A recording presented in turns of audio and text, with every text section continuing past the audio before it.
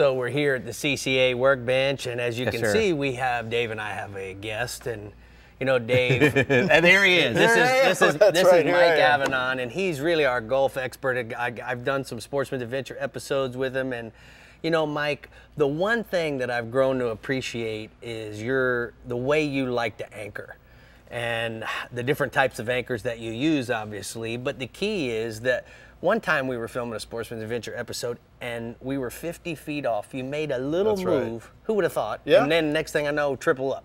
Yep. Being on the spot is more important than anything else in all of the bottom fishing. More important than what bait you're using, line, and all that stuff. Absolutely. You got to be where they are, Yes. and if you're not in this right spot, you're And it's like, say you've got a light tide or trouble. there's a light bite. The fish don't want to feed that hard. Right. You know, the difference can be being in the proper position on that spot.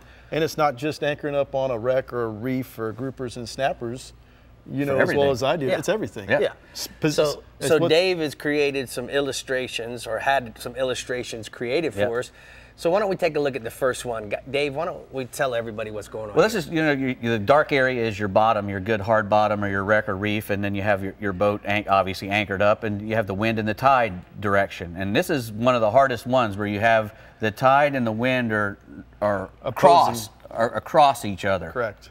So how would you go about Well, trying to get in this hole? The wind, what you want to do is you want to make sure that you use the tide to your advantage to get the bait and the scent of those fish. In other words, you're going to anchor, say this is an incoming tide, you want to anchor a little bit offshore of the spot, allowing your scent and your chum and whatever you're trying to get to those fish to the fish.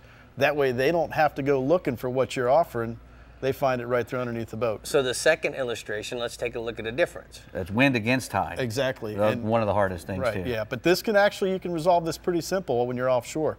All you have to do is just put out a little more anchor rope to go past the spot a little bit, and it's the same thing. You're allowing all that chum and bait fish and stuff to get to those fish. So Right. it's literally as simple as anchoring up on your spot and giving it just a little more rope, maybe another 50 or 80 feet to compensate for the tide running against the wind. All right, and then our third illustration.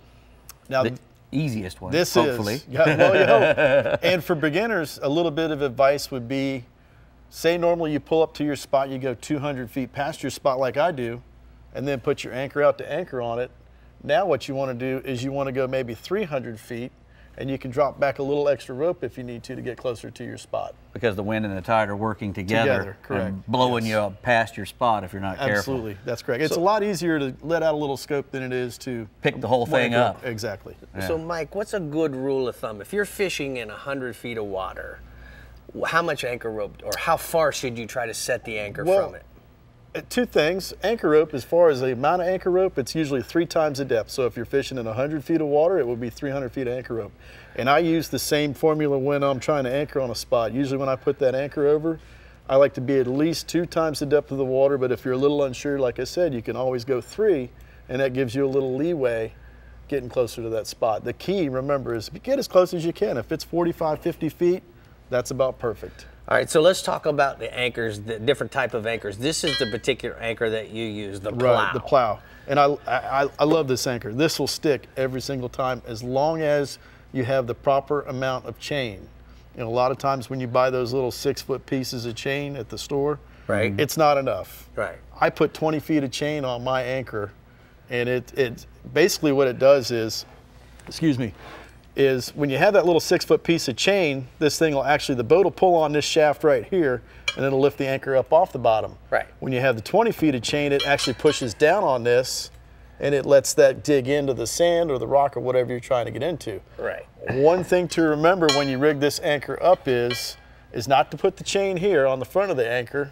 You want to put it on the back. And then what we do is we take the chain, lay it across the shaft, use a couple nice tie wraps, heaviest tie wraps you can get. Right. That way, if it does hang up at the rock or the bottom or the wreck, this breaks free, this folds back. And it pulls it from Pulls it the from front the of back. the anchor. Exactly. To dislodge it. All right. So some of the other anchors that people use, this is the Danforth, or This is probably the most commonly used. This is the one you see at all the Everywhere. And you know what? It's an easy, inexpensive way to learn how to anchor. In other words, with this anchor, you're not getting any trouble. This one you might hang up in the bottom, this one you're not. Well, if you do, it'll come off. a lot that's easier. Right, yeah. You'll bend the flukes and then you got to figure out how to straighten them back out. All right, so then we also have, this would be a grapple. A lot of the guys, when they're fishing on wrecks, Right. they use this. They know that it's going to hang up on the wreck, but the same principle applies Exactly. here. We're going to hook it up here and then a tie wrap right here. The cool Exactly. part about this is even if you're in a little technical poling skiff, this anchor will fold up and go away. You can put it away someplace real easy. Exactly, Correct. and you can get like a little carry bag or maybe even a soft-sided Yeti, and you could put this thing with a piece of chain and maybe 50 feet of rope, and you're all set to go All right, fishing. now we got But 300 The feet top of rope secret. out. How are we going to get that up from the bottom? this is probably the greatest thing since sliced bread. All right. So what you do with this is what we call a haul ball.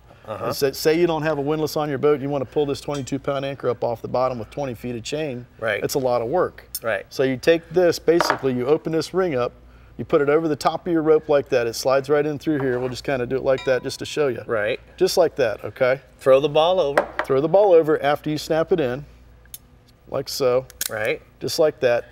And what it does is as you drive away from the anchor, this slides down the rope, slides down, catches the anchor, and holds the anchor on the surface with the buoy.